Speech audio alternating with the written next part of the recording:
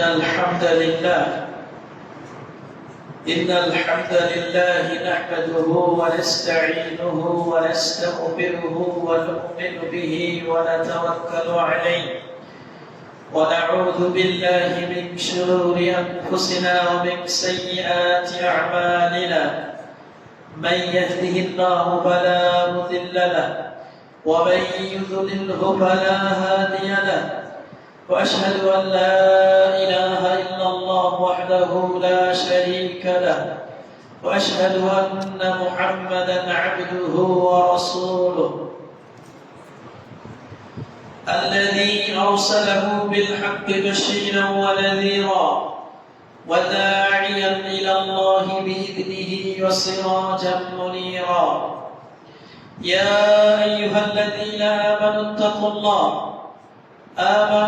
الله حق تقاته ولا تموتن إلا وأنتم مسلمون يا أيها الناس اتقوا ربكم الذي خلقكم من نفس واحدة وخلق منها زوجها وبث منهما رجالا كثيرا ونساء واتقوا الله الذي تساءلون به والأرحام إن الله كان عليكم رقيبا يا أيها الذين آمنوا اتقوا الله وقولوا قولا سديدا يصلح لكم أعمالكم ويغفر لكم ذنوبكم ومن يطع الله ورسوله فقد فاز فوزا عظيما أما بعد فإن خير الحديث كتاب الله وخير الهدي هدي محمد صلى الله عليه وسلم وشر الأمور محدثاتها فإن كل محدثة بدعة وكل بدعة ضلالة وكل ضلالة في النار فقد قال الله تبارك وتعالى في كلامه المجيد وفرقانه الحميد أعوذ بالله من الشيطان الرجيم بسم الله الرحمن الرحيم فلينظر الإنسان مما خلق من ماء دافق وقال نبينا محمد صلى الله عليه وسلم إنما الأعمال بالخواتم أو كما قال عليه الصلاة والسلام الحمد لله আজকে শুক্রবার দিন খুতবার শুরুতেই প্রশংসা জ্ঞাপন করছি সেই মহান রবের, সে মহান স্রষ্টার, সে মহান মাহবুদের, যে রব, যে মাহবুদ আমাদেরকে তার অসংখ্য অগণিত অজস্র আল্লাহর বান্দাদের মধ্য হতে বাছাই করে, চয়ন করে, সিলেক্ট করে এই মসজিদে এসে কিছু কথা বলার এবং শ্রবণ করার সুযোগ করে দিয়েছেন। সেই রবের প্রশংসা করে সকলে অন্তরস্থল থেকে কালিমাতু শুকর আদায় করি আলহামদুলিল্লাহ।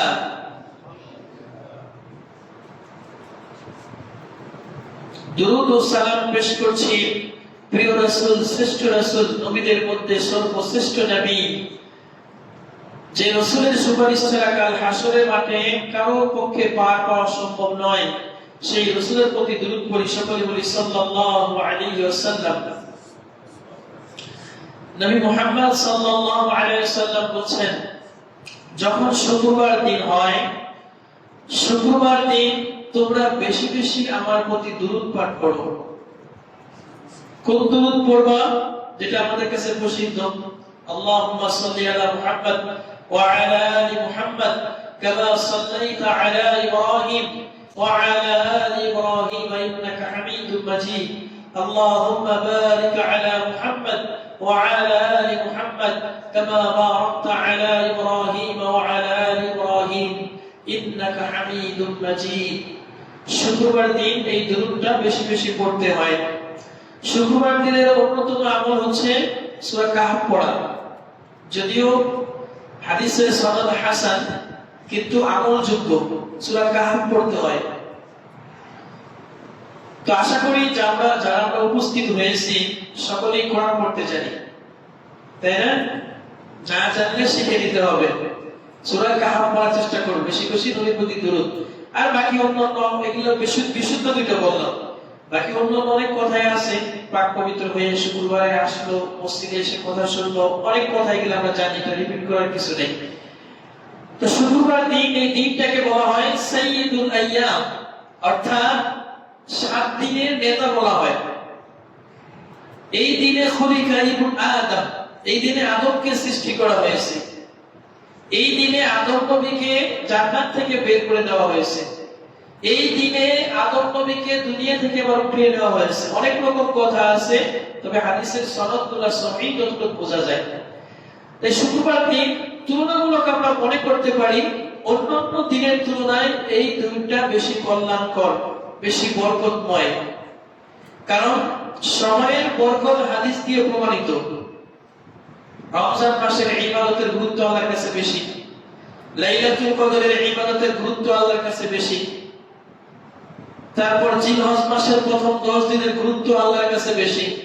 এগুলা প্রমাণ করে সময়ের বরকত আছে, সময়ের ভিতরে আল্লাহ বরকত নিহিত রেখেছেন।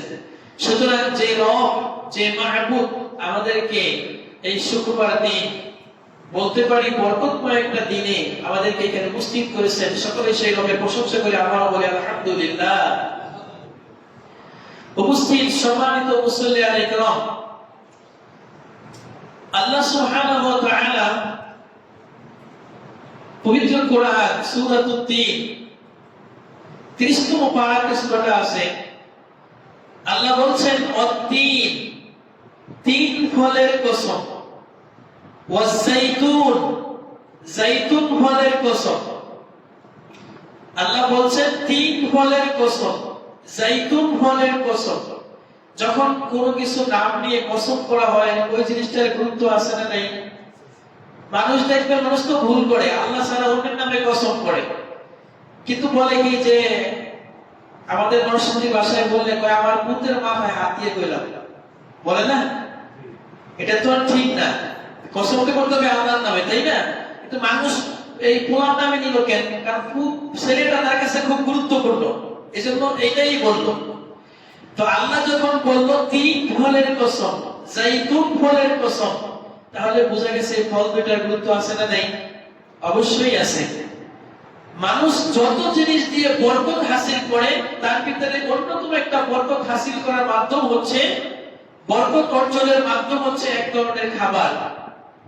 মধুর ভিতরে বরকত আছে, তিন ফলের ভিতরে বরকত আছে, জাইতুন ফলের ভিতরে বরকত আছে। এগুলা হাদিস দিয়ে প্রমাণিত।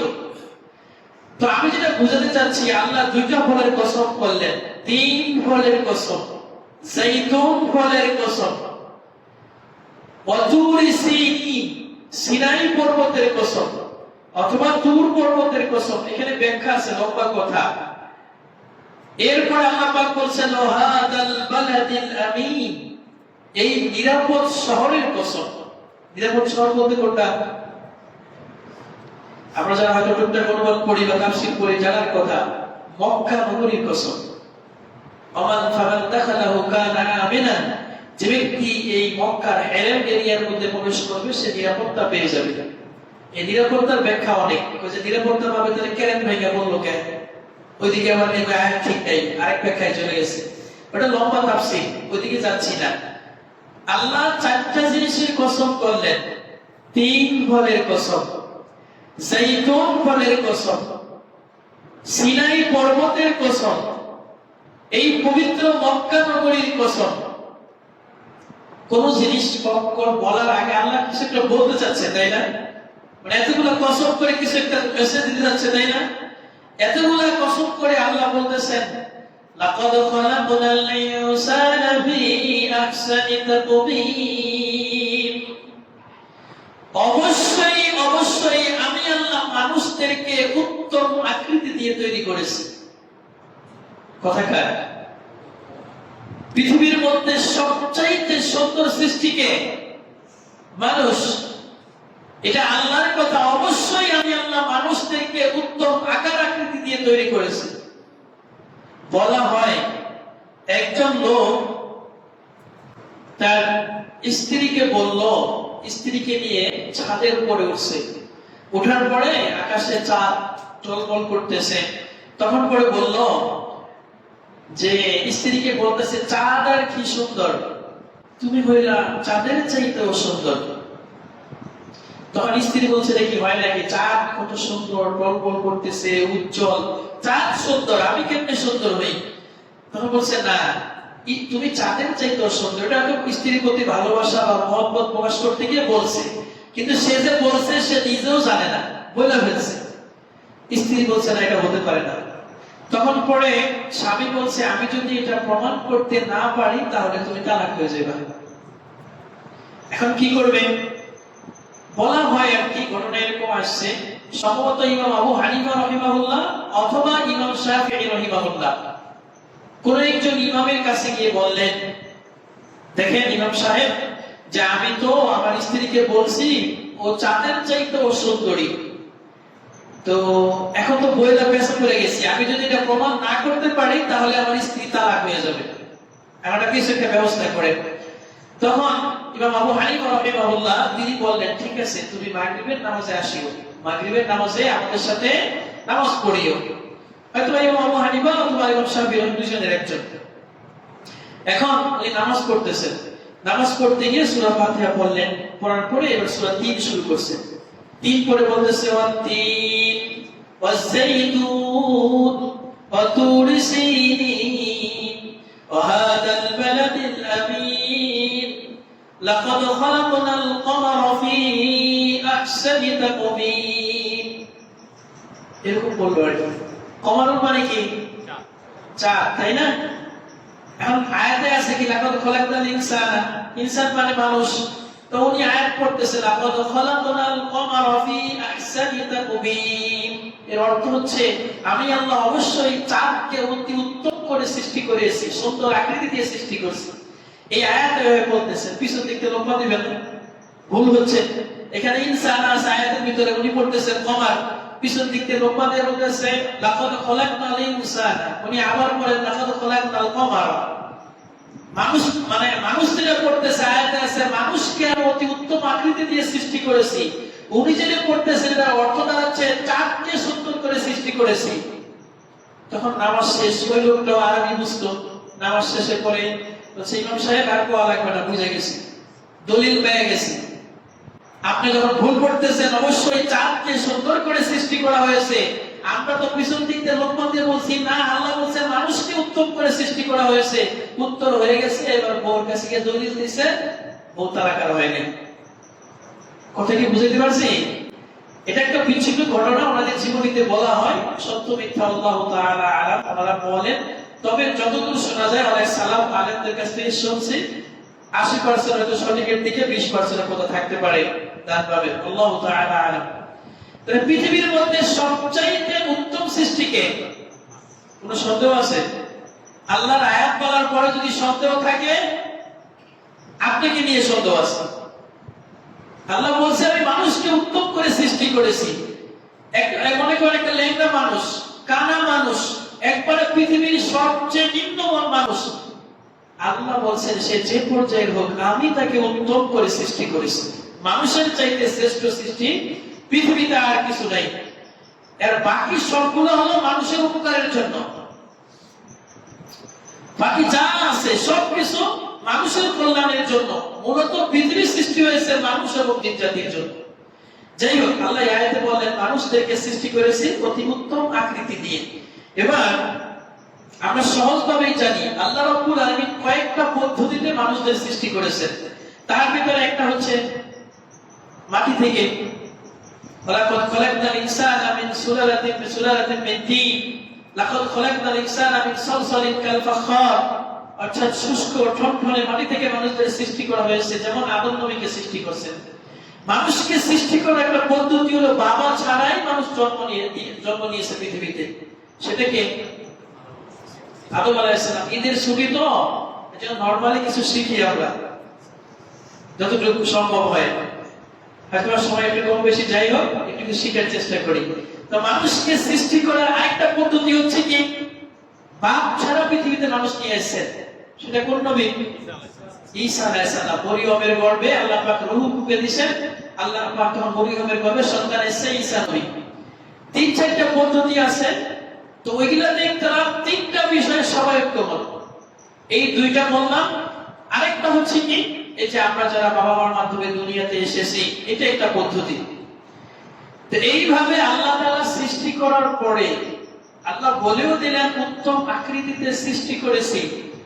এরপরে আল্লাহ বলছেন ফালইয়ানজুরিল ইনসানু মিম্মা খুলিক, মানুষের লক্ষ্য করা উচিত কোন জিনিস থেকে তাকে তৈরি করা হয়েছে।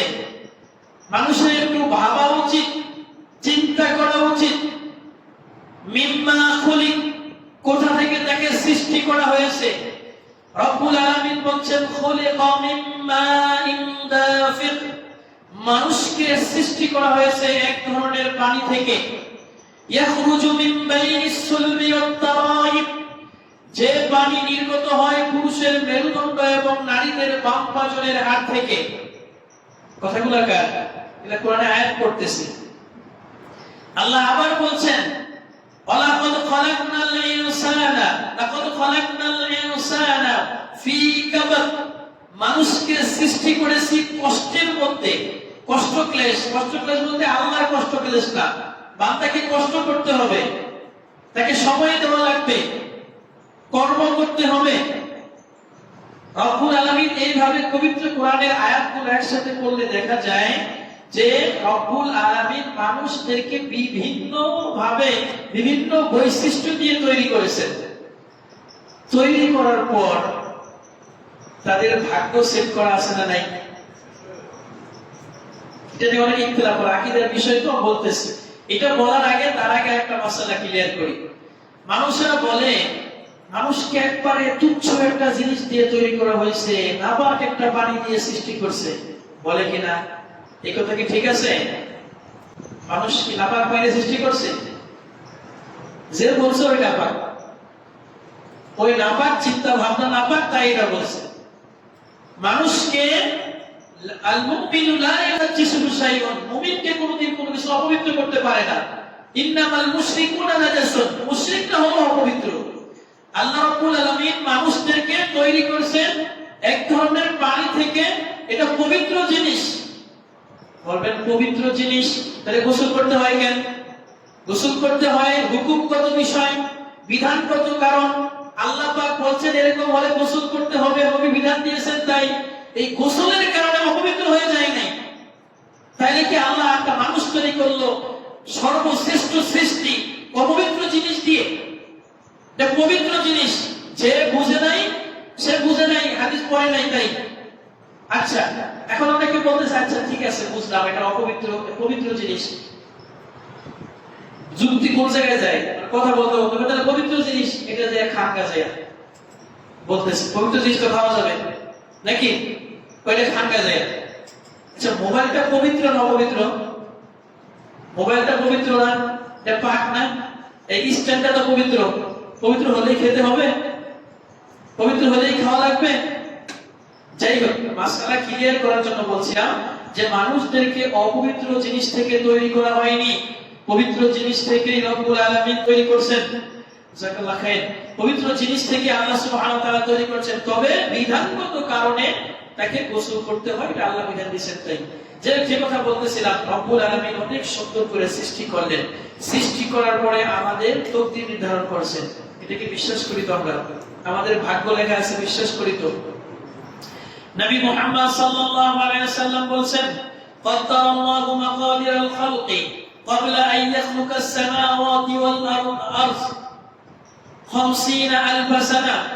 এই আসমান জমিন তৈরি করার 50000 বছর আগে মানুষের ভাগ্য লিখে রাখা হয়েছে। এই আসমান জমিন সৃষ্টি করার 50000 বছর আগে মানুষের ভাগ্য নির্ধারণ করা হয়েছে। এখন মানুষ বলতেছে কত সুন্দর করে তৈরি করলেন, এত ভালো করে তৈরি করলেন, আবার কি করব না করব সবই লিখে দিলেন, তা আমার কি দোষ? এবার বানাইছে ছায়াবিনে পুতুলের নে বানায়া মানুষ, যেমনে নাচায় হেমনে নাচে, পুতুলের কি দোষ? হরির উপর হরি, হরি শোভা পায়, হরিকে দরি দেখিয়া হরি হরিতে লুকায়। শুনছেন এগুলা? শুনেন এগুলা? এগুলা মানে বুঝেন? ছায়াবিনে পুতুলের নে বানায়া মানুষ, যেমনে নাচায় হেমনে নাচে, পুতুলের কি দোষ?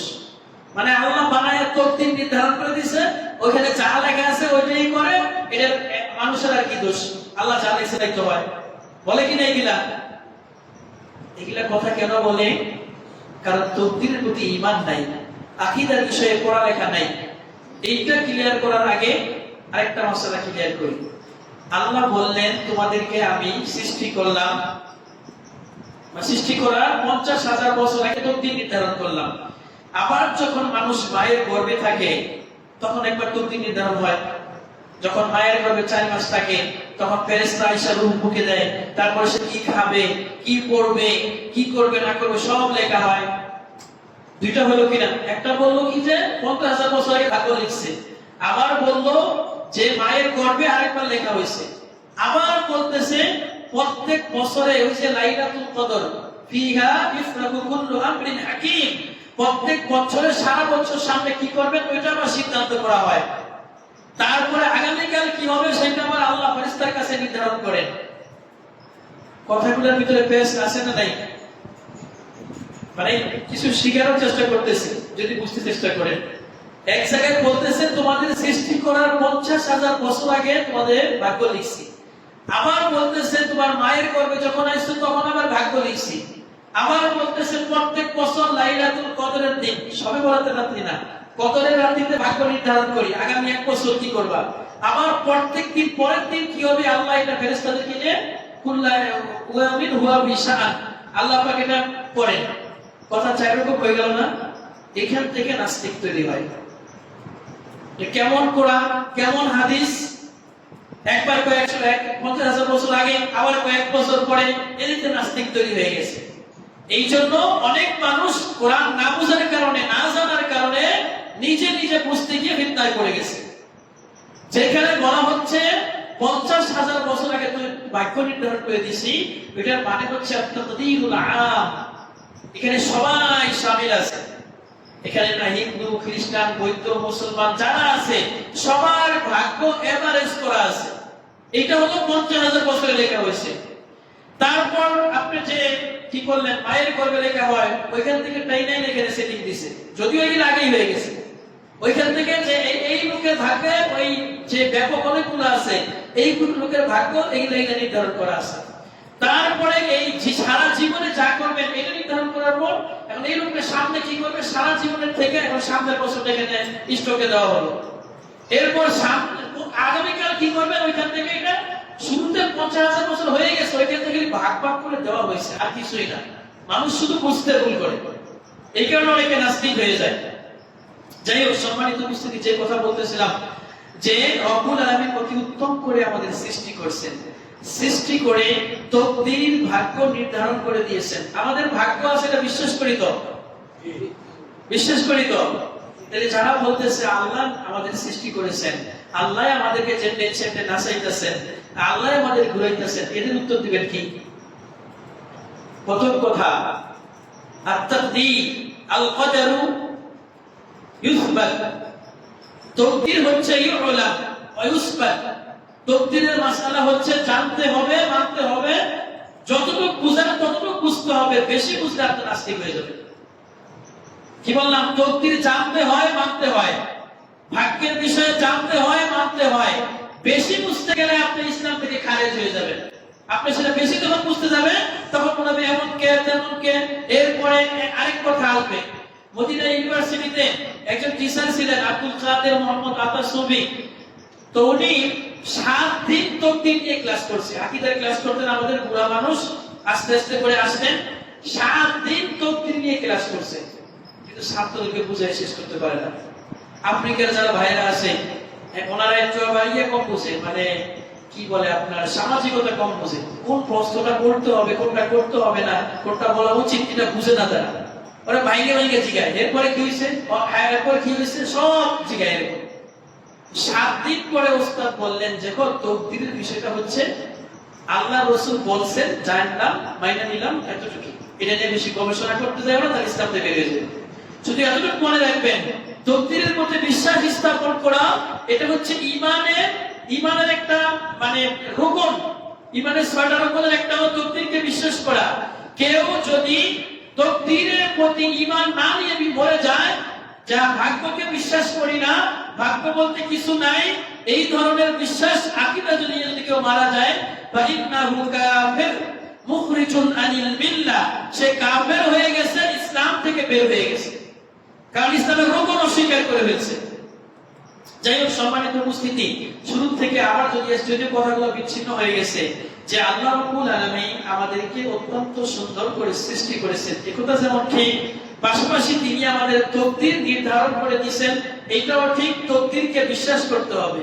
তবে আমার তকদিরে কি আছে আমি বলতে পারি না।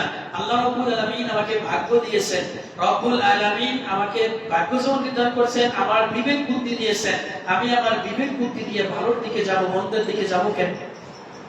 এখন আপনি ইচ্ছা করলে একটা সিগারেট ধরাইতে পারেন, কিন্তু ধরাইতে আসেন না, মসজিদে ধরা যায় না। আপনার ইখতিয়ার আছে কিনা, ইচ্ছা আছে কিনা ভালো মন্দ যাচাই বাছাই করার? নিজে থেকে যদি ঠেলা ওইদিকে যায়, কোনো তকদির আমার ঠেলা দিকে নিতেছে, আমি চুরি করলাম না হইলে, কিন্তু তকদির আমার ঠেলা চুরির দিকে নিয়ে গেছে না, এটা শয়তানি কথা। আপনারা কে বলছে আপনারা তকদিরে চুরি দেখাচ্ছে? আপনি জানেন না তো, তাহলে পরে নিজে যাই চুরি করবেন, মন্দ কাজ করবেন, আর আল্লাহ দোষ দিয়ে বসে থাকবেন, এই সিস্টেম ইসলামে নাই।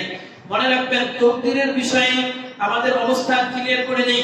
তকদিরের বিষয়ে মানুষ কয়েক ভাগে বিভক্ত হয়ে গেছে। এক ধরনের লোক হচ্ছে, এরা বলে আমাদের তকদির বলতে কিছু নাই, আমরা যেটা করি সেইটা পরে লেখা হয়, উপরে কিছু নির্ধারণ করা নাই, আমরা যেটা আমল করি ওইটা পরে নোট করা হয়, এদেরকে বলা হয় কাদারিয়া, তকদির নিজে তৈরি করে। আর আরেক ধরনের লোক হচ্ছে, আমাদের কোনো ইচ্ছা নাই, উপরে যা আছে ওইটাই ঠেলা দেয়া, ওইখান থেকে যা হয় আমরা করি, আমাদের নিজের কোনো ইচ্ছা শক্তি নাই, এদেরকে বলা হয় জাবারিয়া। এগুলো আকীদার কথা। কাদারিয়ারা হলো আমাদের কোনো কিছু শক্তি নাই, না আমাদেরই সব, আমরা যা করি ওইটাই লেখা হয়, উপরে কিছু নাই। আর জাবারিয়ারা হলো যে আমরা আমাদের কোনো ইচ্ছা শক্তি নাই, উপরে যা আছে ওইখান থেকে চাপায় দেওয়া হয়। এই দুই দলই পথভ্রষ্ট হয়ে গেছে। আর ভুল কে আছে?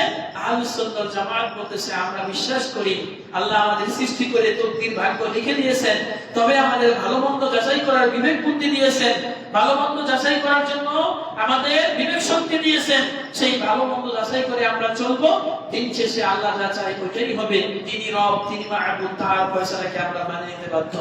বুঝতে কি পারছি? কথা কি ক্লিয়ার? বুঝতে পারছেন? আল্লাহ রাব্বুল আলামিন আমাদের বুঝার তৌফিক দান করেন। আল্লাহুম্মা আমিন ওয়া আখিরু দাওয়ানা আলহামদুলিল্লাহি রাব্বিল আলামিন।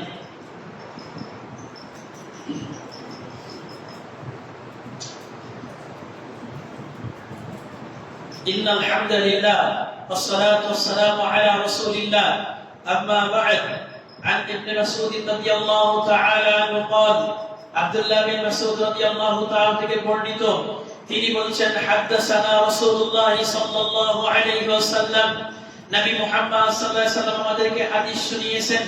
ওয়া হুয়া সাদিকুল মাসদুক, নবী হচ্ছেন সত্যবাদী এবং বিশ্বস্ত। নবী মুহাম্মদ সাল্লাল্লাহু আলাইহি ওয়াসাল্লাম আমাদেরকে হাদিস শুনিয়েছেন, ইন্না খালকা আহাদিকুম লা ইউজমাউ ফি বাতনি উম্মিহি 40 ইয়াওমান নুতফাতান, তোমাদের প্রত্যেক আদম সন্তানের সৃষ্টিকে তার মায়ের গর্ভে 40 দিন নুতফা অবস্থায় রাখা হয়, শুক্রকীট অবস্থায় রাখা হয়।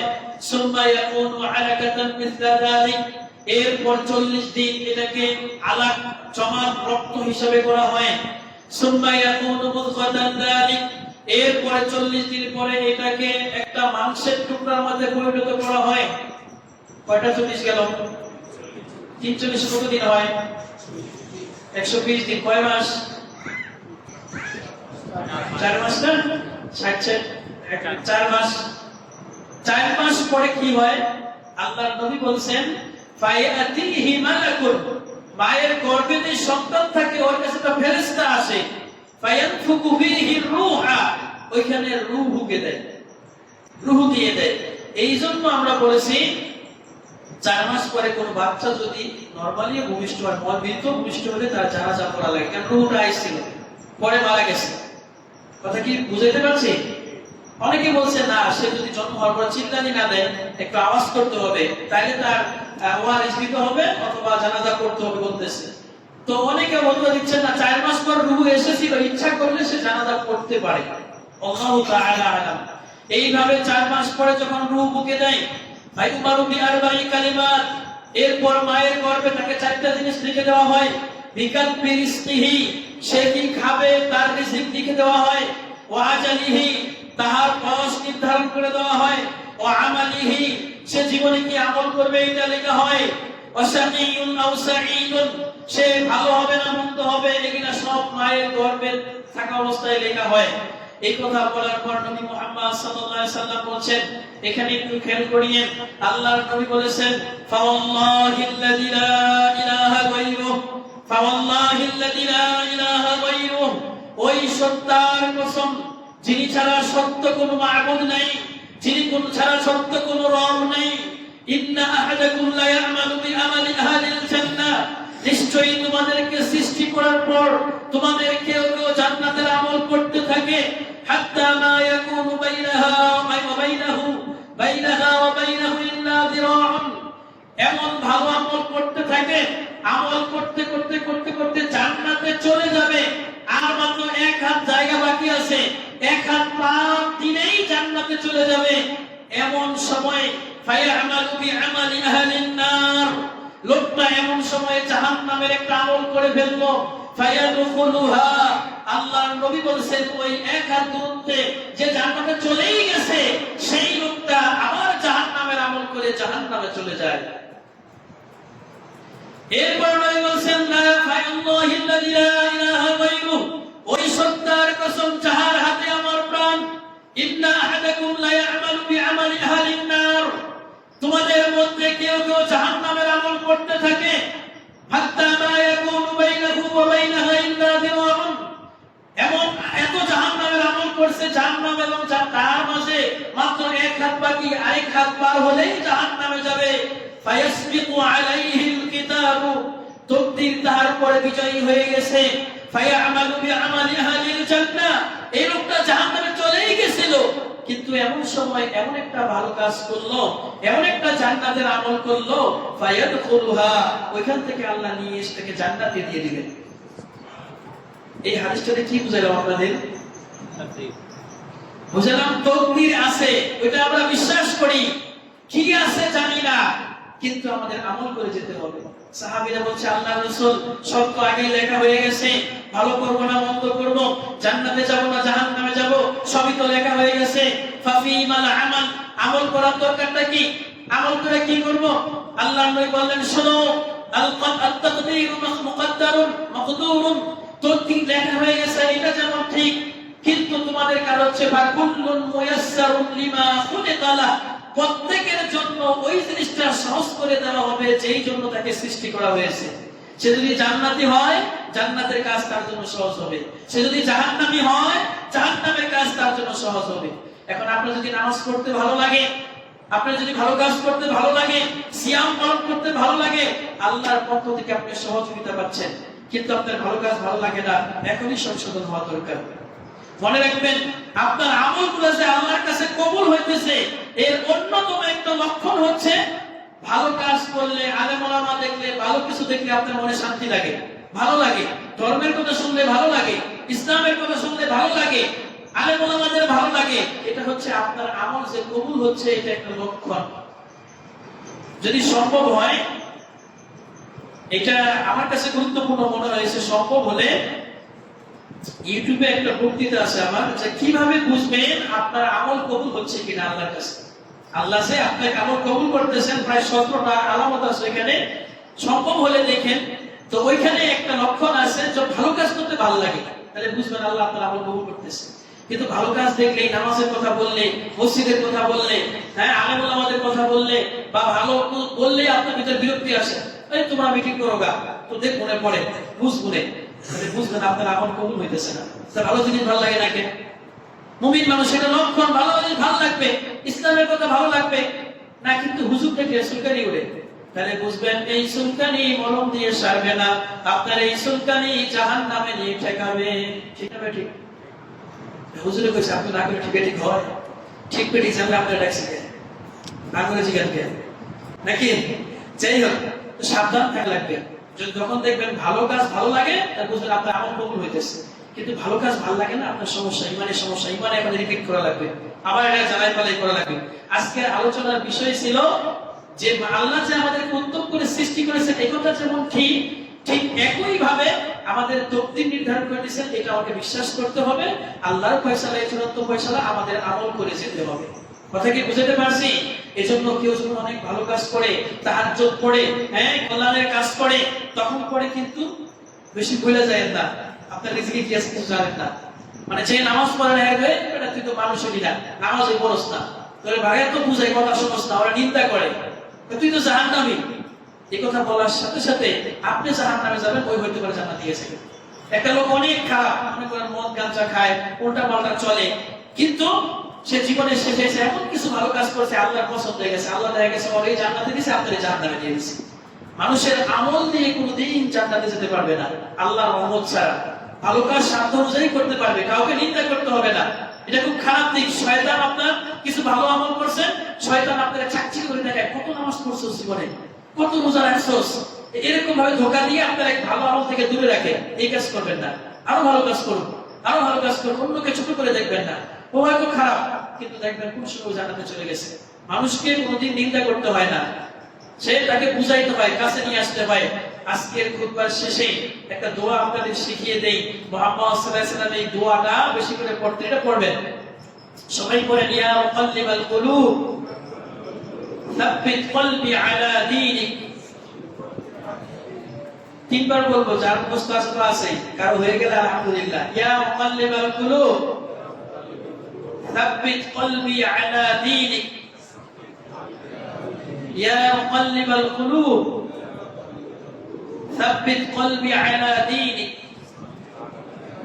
يا مقلب القلوب ثبت قلبي على دينك। কার কার মুখস্থ হয়েছে? কয়েকজন হয়েছে, তাই না? দেখ, মাশাআল্লাহ, জাযাকুমুল্লাহ খায়র। এই দোয়াটা বাধ্যতামূলক ভাবে মুখস্থ করবেন। কেন বলেন তো? এটা অর্থ কি জানেন? এটার অর্থ হচ্ছে, হে অন্তরসমূহের পরিবর্তনকারী, আমার জীবনের শেষটা তুমি ঈমানের উপর রেখে তাওহীদের উপর অটল রাখিও। আলা কলবি আলা দীনিক, তোমার দ্বীনের উপর আমার অন্তর অটল রাখিও। কারণ জীবনের শেষ কি হয় কেউ বলতে পারে না, এজন্য সব সময় নবী এটা পড়তেন। আল্লাহ নবী বলেন, খুতবার সময় তো শেষ, আল্লাহ নবী বলেন, ইন্না কুলুবা বানি আদম বাইনা ইসবাঈন মিন আসাবির রহমান। আদম সন্তানের অন্তর, আদম সন্তানের কলবটা আল্লাহর দুই আঙ্গুলের মাঝখানে থাকে। ইউকাল্লিবুহা কাইফা ইয়াশা, আল্লাহ যেমন ইচ্ছা এটা তেমন ঘুরাইতে পারেন। এখন জীবনের শেষটা কি হয় কেউ বলতে পারে না। অতি বেশি ভালো আমল করে বেশি ভুলে যেন না। আবার যে মন্দ কাজ করতেছে তাকেও নিন্দা করার দরকার নেই।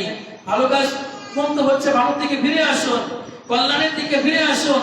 আল্লাহর নবী বলেছেন, ইন্নামাল আ'মালু বিল খাওয়াতিম, তোমাদের জীবনের রেজাল্ট তৈরি হবে জীবনের শেষে কি করছো। সারা জীবন উল্টাপাল্টা করছে, মৃত্যুর আগে কালেমা পড়ে মারা গেছে, হিন্দু ছিল, মৃত্যুর আগে কালেমা পড়ে মারা গেছে, লোকটা জান্নাতে চলে যাবে। সারা জীবন ভালো কাজ করছে, একবারে তাওহীদের কাজ করছে, অনেক কাজ করছে, মৃত্যুর আগে মাজার একটা সিজদা দিয়ে মারা গেল, ওই লোক জাহান্নামে চলে যাবে। এজন্য বেশি বেশি দোয়াটা পড়তে হবে, ইয়া মুকাল্লিবাল কুলুব সাব্বিত কলবি আলা দীনিক। আজকের খুতবা এটাই মূল কথা। এই দোয়াটা মুখস্থ না থাকলে, ঈমান অটল থাকার দোয়া, বিভিন্ন যে ভবিষ্যৎ প্রাসলা গালিব সাহেব ওনার সালাতুর রাসূল বা শেখ আব্দুল রাজ্জাক বিন ইউসুফ সাহেবের যে ওনাদের যে বইগুলো আছে, এই বইগুলোতে পাইবেন যে ঈমানের উপর অটল থাকা। আজকের খুতবা তার চাইতে কিছু শিখাইতে পারছে কিনা জানি না, নরমালি কথাগুলো বলছি, আশা করি বুঝতে পারছেন।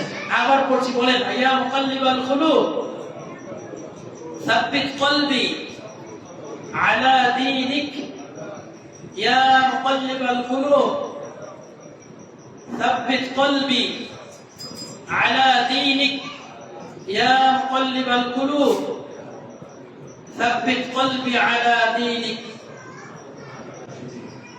এটা বাধ্যতামূলক মুখস্থ করবেন, জীবনের শেষটা যেন ভালো হয়। আল্লাহ আশা করি ইনশাআল্লাহ কল্যাণ দান করবেন। তো যাই হোক, সম্মানিত উপস্থিতি, ঈদের সময় আমার খুতবা শেষ। খুতবার কথা এটাই যে সৃষ্টি করে সুন্দর করে আল্লাহ সৃষ্টি করেছেন, তকদির নির্ধারণ করে দিয়েছেন, তকদিরকে বিশ্বাস করি, বেশি করে ভালো আমল করে যেতে হবে। এটা হলো মূল কথা। যেহেতু এই আকীদার ছাত্র, তাই আমি ঘুরে ঘুরে আকীদার দিকে নিয়ে চলে যাই।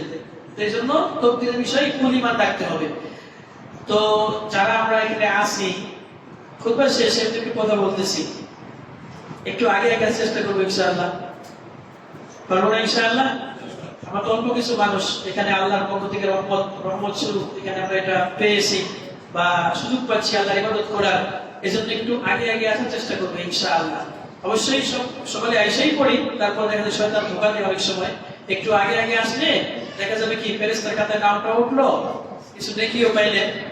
আর আমাদের এই মসজিদ মাদ্রাসা এখানে আছে, যে যেখান থেকে পারি সহযোগিতা করার চেষ্টা করব। যে যেখান থেকে যতটুকু সম্ভব হয়, আপনার করে 10 টাকা আছে, দিতে লজ্জা লাগে, তাই মসজিদের দান বাক্সে ছুঁয়ে দিবেন। 10 টাকা দিলে কেমন দেখা যায় এই চিন্তা করেন না, আপনার 10টা টাকাই কল্যাণ কর।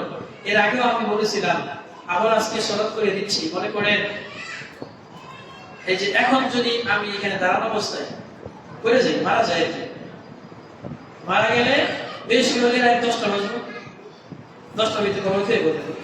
আর একটু বেশি হলে কালকে সকাল 10টা, নাকি দূরে আত্মীয় স্বজন আসবে। তার মানে আগামীকাল এই জোর রক্ত আস্তে আস্তে আমার টাইম নেই। এরপরে শুরু হয়ে যাবে টাকা সম্পত্তি কিছু আছে কিনা বা টাকা পয়সা আছে কিনা, এই চিন্তা শুরু হয়ে যাবে, তাই না? এই সময়ে আমি যে মরে গেলাম, আমার সম্পত্তিটা কি? ওই যে আজকে জুমার পরে বা জুমার আগে যদি মসজিদ 10 টাকা দিয়ে থাকি, এই যে আপনাদের কিছু দিনের কথা বললাম, আমার সবকে জারিয়া হইতেছে। এই যে সকালে ফজরের নামাজটা পড়লাম, এই যে মসজিদে বসে আপনারা পড়কে যাই না, মসজিদে ফজরের উপরে বসে থেকে 30 রাকাত নামাজ পড়তে হয়, মসজিদে বসে 30 রাকাত নামাজটা পড়লাম, এইগুলা হচ্ছে আমার সম্পদ। বাকি আমার ছেলে মেয়ে স্ত্রী স্বজন একটু দোয়া করতেও পারে, নাও করতে পারে, এটা তো এক উপর নির্ভর করবে।